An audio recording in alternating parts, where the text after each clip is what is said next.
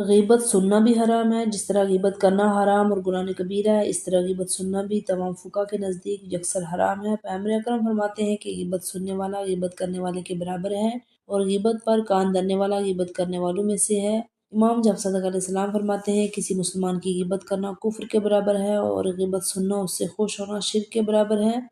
ان روایتوں کو دیکھنے کے بعد جو مومن کی شان میں آتی ہیں، اس کے احترام کو کعبے سے بھی زیادہ، اس کی آبروریزی کو اس کا خون بہانے کے برابر جانتی ہے، اس کا راز کھولنے کو دردناک عذاب کا سبب شمار کرتی ہے۔ ظاہر ہوتا ہے کہ غیبت کا سب سے بڑا رکن مومن کی توہین کا سبب بننے والا شخص ہوتا ہے، کیونکہ اگر سننے والا نہ ہو یا سننے تو غیبت نہیں ہوتی۔ اس لیے ہر مسلمان پر واجب ہے جب یہ دیکھے کوئی شخص کسی مومن کا عیب بیان کر رہا ہے تو اسے نہ سنے بلکہ اس کی کاٹ کرے، اس مومن کی حمایت کرے۔ رسول خدا فرماتے ہیں کہ جس کسی کے سامنے اس کے دینی بھائی کی غیبت ہو رہی ہو،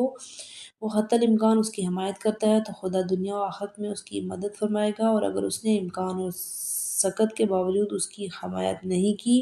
تو خدا بھی اسے اس کے حال پر چھوڑ دے گا اور دنیا و آخرت میں اس کی مدد نہیں کرے گا۔ آپ یہ بھی فرماتے ہیں جو کوئی اپنے دینی بھائی کے ساتھ اس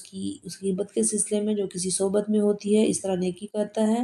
کہ غیبت کی تردید کرتا ہے کہ خدا دنیا اور آخرت کی ہزاروں قسم کی برائیاں اسے دور کر دے گا، اگر وہ شخص امکان اور سکت کے باوجود غیبت کی تردید نہیں کرے گا تو اس کے گناہ غیبت کرنے والے کے گناہ سے 70 گنا زیادہ ہو جائیں گے۔ شیخ یہ حدیث نقل کرنے کے بعد فرماتے ہیں اس غیبت سننے والے کے گناہ جس نے غیبت سن کر اس کی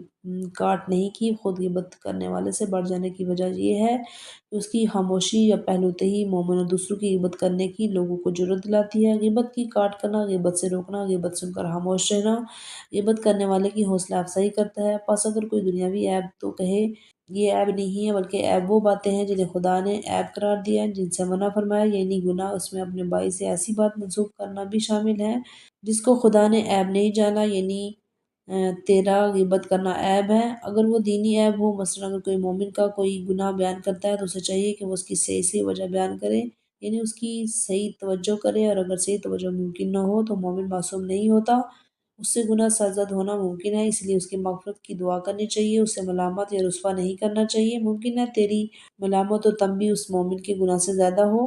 غیبت کی کاٹ کے مستثنی موقع، جاننا چاہیے کہ صورت میں غیبت سننا حرام، اس کی کاٹ اور مومن کی حمایت واجب ہے، جبکہ اس 10 موقعوں میں سے کوئی موقع پیش نہ آئے جن پر غیبت کے جائز ہونے کا ہم نے ذکر کیا ہے۔ اس لیے غیبت کی 3 قسمیں ہو سکتی ہیں۔ اول، وہ جسے یہ جان لے کہ 10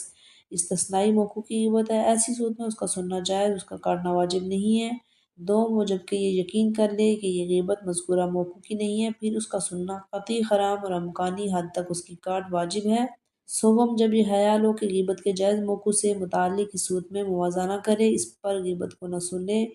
رد کر دے بلکہ مومن کی حمایت کا غیبت کرنے والے کی عزت بچائے، کیونکہ یہ ہو سکتا ہے کہ موقع جائز ہو گناہ نہ ہو۔ مثلا غیبت کرنے والا کہے شاید آپ کو غلط فہمی ہوئی ہے اور اس عیب کی کوئی اور دوسری وجہ نہیں ہے۔ دوزخ اور دو زبانہ، شیخ انصاری مقاصد میں غیبت کی بحث کے آخر میں فرماتے ہیں اگر غیبت کرنے والا ایسا ہو جو اس کے شخص کے منہ پر جس کی غیبت کر رہا ہے تعریفوں کے پل باندھ دیتا ہے لیکن پیٹھ پیچھے اس کے بیان عیب کرتا ہے تو اس کا عذاب دگنا ہوتا ہے۔ شر میں اسے ذو لسانین یعنی دو زبانوں والا کہا جاتا ہے۔ اس صورت میں غیبت سخت حرام ہو جاتی ہے۔ روایتوں میں کہا گیا کہ ایسا شخص جب قیامت میں آئے گا تو اس کے منہ سے آگ کی 2 زبانیں لٹکی ہوئی ہوں گی۔